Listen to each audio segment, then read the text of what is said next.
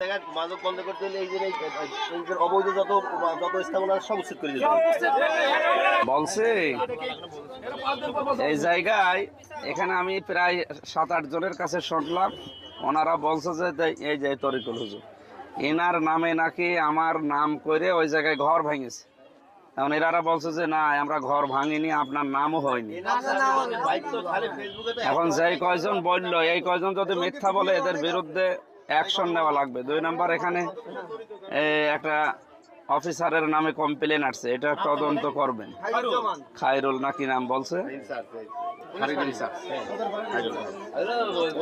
এখন একটা অভিযান আছে, এখানে ডিসি আসবে, এখন ফোর্স নিয়ে আসার কথা। আমার সাথে ঘন্টা 1.5 থাকবে বাজারে। এই জায়গায় মাদক বন্ধ করতে হলে এই যে অবৈধ যত স্থাপনা সব উচ্ছেদ করে দিতে